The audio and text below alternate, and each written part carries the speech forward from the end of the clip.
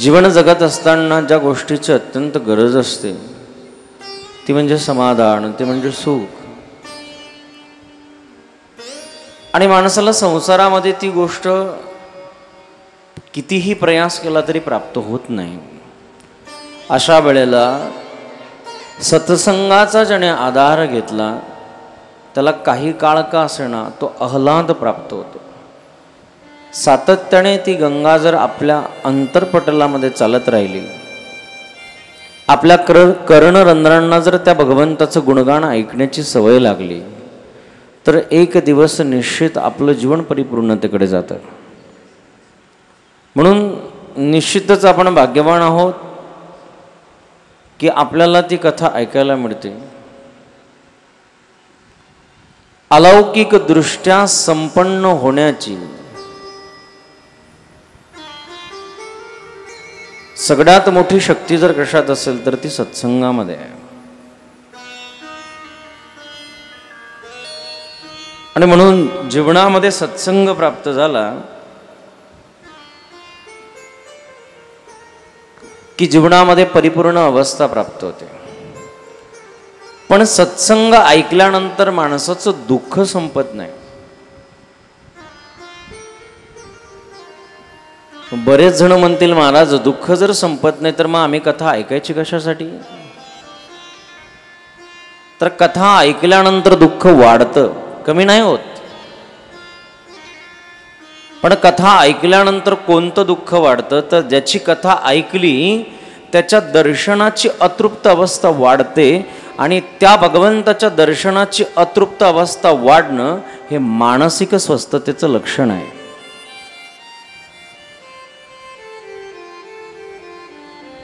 ज्या देवाला श्रवण केलंय तो भगवंत कधी भेटेल ही लालसा वाढणं, ही अतृप्त अवस्था वाढणं. जशी संसाराच्या दृष्टीमध्ये आपली अतृप्त अवस्था वाढत जाते. आज जर एखादा गोड पदार्थ खाल्ला तर उद्याही खावासा वाटतो. आज आंब्याचा रस खाल्ला तर उद्याही खावासा वाटतो. आज एखादी मनाची गोष्ट मनाला आवडणारी एखादी गोष्ट जर आपण भोजनामध्ये खाल्ली तर उद्या परत परत आपल्याला ती जशी लागते, तशी परमार्थामध्ये एकदा ती चटक मनाला लागली की ते मन त्या भगवंतापासून व्यतिरिक्त राहू शकत नाही. न ते शुरमते बुधाहा.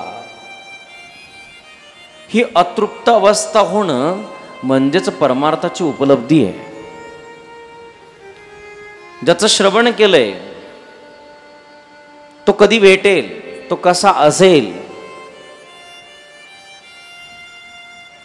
खऱ्या भक्तांच्या जीवनामध्ये परमार्थामध्ये अतृप्त अवस्था वाढते. और जसं संसाराच्या विषयाच्या ठिकाणी जीवाची अजून करणार ही जशी त्याची तीव्र इच्छा असते, तशी परमार्थाच्या दृष्टीने त्याची इच्छा झाली पाहिजे. और बहुत बाकी, अजून खूप बाकी आहे. अजून तर माझा परमार्थ काहीच नाहीये, मी खूप परमार्थ केला पाहिजे.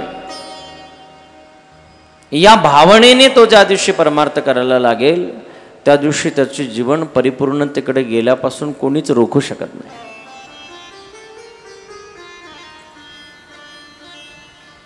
जीवनामध्ये परमार्थ करणं हीच माणसाची अत्यंत मूलभूत गरजेची गोष्ट आहे. गुरु नानकजींचं एक पद माझ्या डोळ्यासमोर आले. बंदा सो बंदा कहलाए जो मुख से राम नाम गाए, नंगे पाव जो आए जो मुख से राम नाम गाए.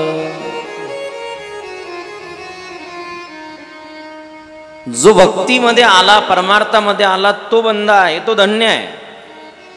जगद्गुरु तुकोबारांची सुद्धा हेच भाषा आहे. धन्य आम्ही जन्मालो दास विठोबाचे झालो. असं नाही म्हटले, दास संसाराचे झालो. धन्यता कशाला दिली त्यांनी? भगवंताचे दास्यत्व पत्करलं म्हणजे आम्ही धन्य आहोत.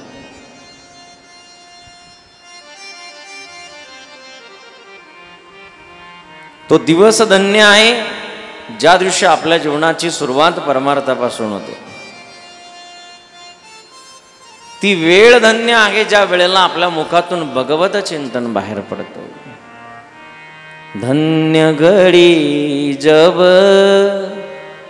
होई सत्संगा.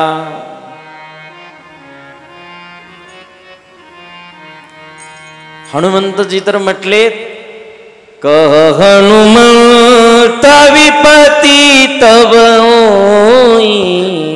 कह हनुमंत विपती तव होई.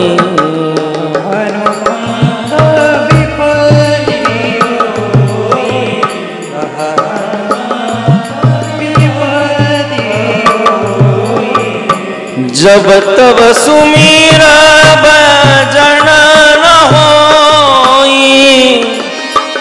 जब तब सुमिरन भजन न होई. कह हनुमंत विपति तब होई. कह हनुमंत विपति तब होई. राम सिया राम सिया राम सिया राम.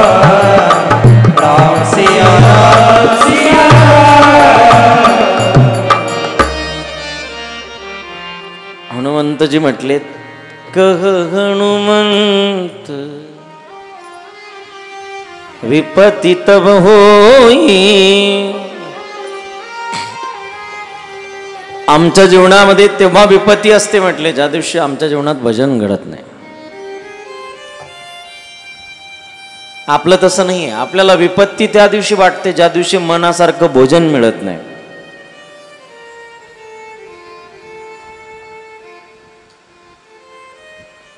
संतांचं याच्या विरोध दिशामध्ये आहे. म्हणून आपल्याला परमार्थ कळला, याचं समीकरण जर का असेल तर परमार्थिक अवस्थेमध्ये अतृप्त अवस्था वाढली पाहिजे. तो कधी भेटेल, त्याचं कधी दर्शन होईल. ज्याला ऐकलंय त्याची भेट झाली पाहिजे. हा मनाचा स्वभाव आहे. मनाने जर एखादी गोष्ट ऐकली तर ऐकल्यानंतर त्या गोष्टीला भेटण्याचं ते मन ध्यास करत असतं. डोळ्याने जर एखादी गोष्ट बघितली आणि बघितल्यानंतर जर तिला आपल्या मनामध्ये, तिचं मेमरी कार्डमध्ये, आपल्या मनरूपी मेमरी कार्डमध्ये जर तिला सेव्ह केलं तर त्या बघितलेल्या व्यक्तीचा ध्यास लागतो. हा मनाचा स्वभाव आहे.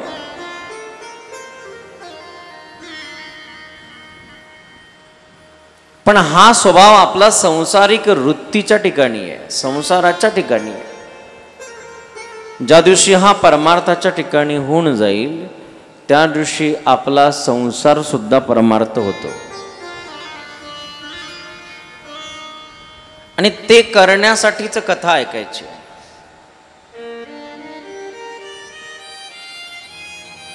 7 दिवसात मृत्यू येणार आहे, सगळ्यांना येणार आहे.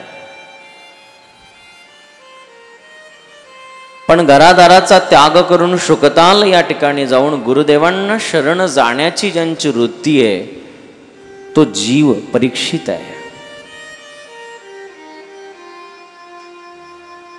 सर्वस्वाचा त्याग केल्याशिवाय संत भेटत नाही. आणि जीवनामध्ये त्याग झाल्याशिवाय शांती प्राप्त होत नाही. हे शास्त्र आहे. आणि त्याग म्हातारपणात शोभत नाही. त्याग हा विशिष्ट वयामध्ये केला गेला पाहिजे. म्हातारपणात त्याग नसतो, म्हातारपणात वैताग असतो.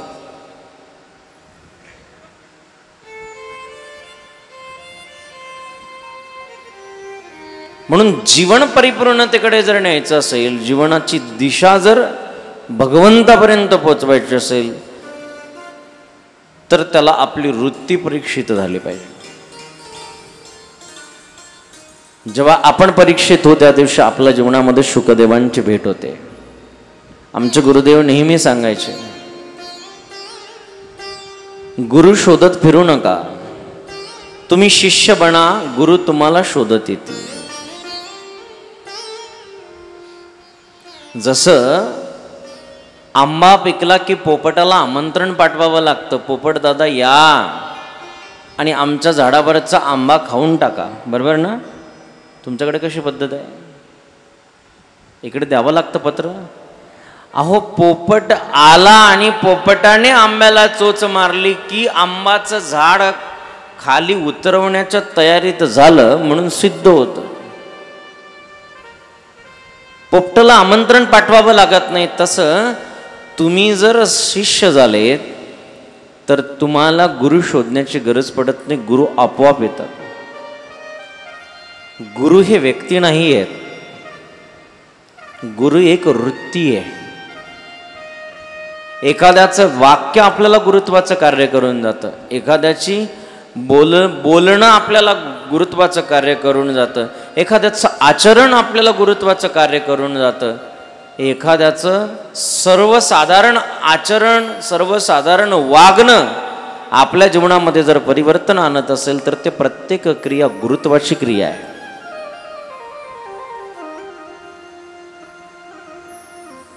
म्हणून आपल्या हृदयपटलाची भूमी या कथा मंडपात येण्याच्या आधी हृदयाची भूमी तयार झाली पाहिजे. उत्तम शेतकरी तो की जो पाऊस पडल्यानंतर शेती तयार करतो.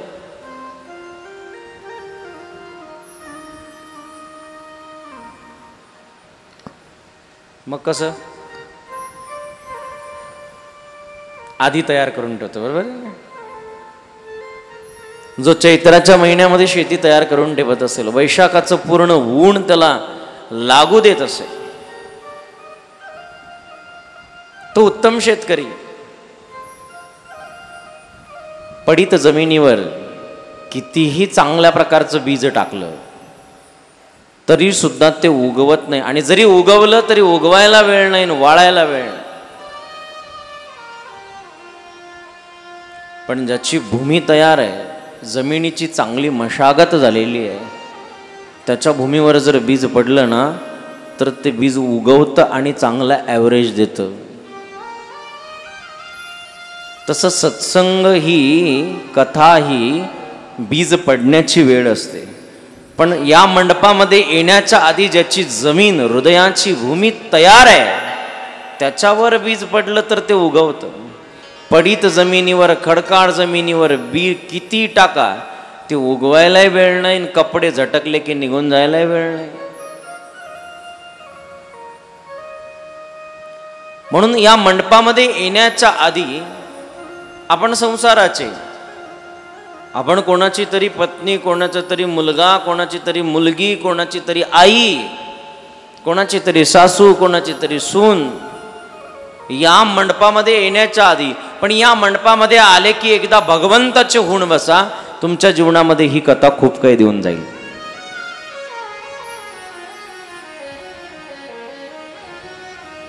वृत्तीला फार विभिन्नता आहे. वृत्ती परमार्थामध्ये अत्यंत महत्वाची ठरते. सर्वस्वाचा त्याग परीक्षिताने केलाय. सर्वस्वाचा त्याग करून जेव्हा परीक्षित आलेत, हजारो संत डोळ्याच्या समोर आहे. तुम्ही संसाराचा त्याग करून बघा, तुमच्या जीवनामध्ये तुम्हाला परमार्थ सुलभ होतो. पण आपले त्याग करण्याची भूमिकाच नाही ना. जरी आळंदी ते पंढरपूर वारीला आलो तरी जिथे नेटवर्क आहे तिथे जाऊन फोन लावतो आणि अर्धा तास बोलतो. दुसऱ्यांना 2 मिनिटही बोलू देत नाही, अख्खं नेटवर्क जाम करून टाकतो. कशाला जातो? वृत्तीची विभिन्नता जिथपर्यंत निर्माण होत नाही तिथपर्यंत परमार्थात येऊनही काही फायदा नाही.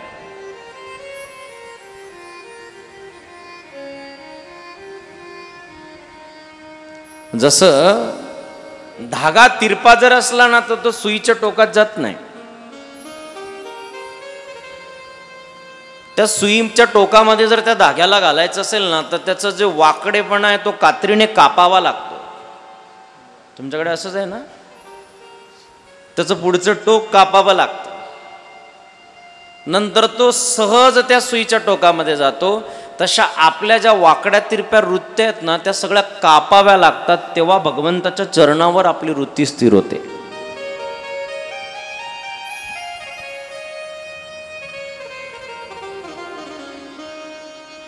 आता म्हातारपण आलंय, 10-15 कथा ऐकून घ्यायच्या. या दृष्टीने कथा ऐकू नका, बैठक सिद्ध होईल पण कथेतून काही प्राप्त होणार नाही. कथा या दृष्टीने ऐका की माझ्या जीवनामध्ये त्या गोविंदाचं आणि माझं नातं काय आहे, तो गोविंद माझा काय लागतो आणि मला 7व्या दिवशी मृत्यू येणार आहे, या अनुतापामध्ये कथा ऐका. ही कथा तुमच्या जीवनामध्ये परीक्षितासारखी मुक्तीचा अनुभव तुम्हाला जिवंतपणे करून देईल. वृत्तीची व्यग्रता जीवनामध्ये वाढली की स्पष्ट वस्तू स्पष्ट दिसत नाही, अस्पष्ट दिसते. हे वृत्तीवर अवलंबून आहे. जिथपर्यंत वृत्ती निवृत्तीकडे जात नाही तिथपर्यंत आपल्यामध्ये भेद दृष्टी आहे. ज्या दिवशी वृत्ती निवृत्तीकडे गेली त्या दिवशी अभेद दृष्टी प्राप्त होते. महाराजांनी वर्णन केलं एका ठिकाणी, वृत्ती हे निवृत्ती झाले जन नदी से ते.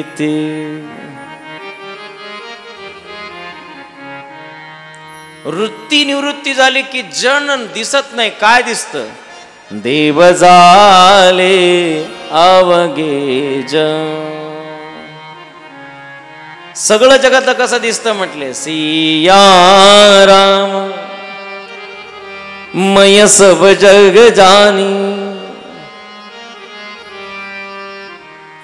सगळं जगत भगवंत स्वरूप दिसतंय आणि हे भगवंत स्वरूप जगत दिसलं की जगताच्या दृष्टीने भाव बदलून जातो. आणि म्हणून ही वृत्ती येण्यासाठीच परीक्षिताची वृत्तीची गरज आहे. परीक्षिताने सर्वस्वाचा त्याग केला. शुकताल या ठिकाणी आलेत आणि शुकताल या ठिकाणी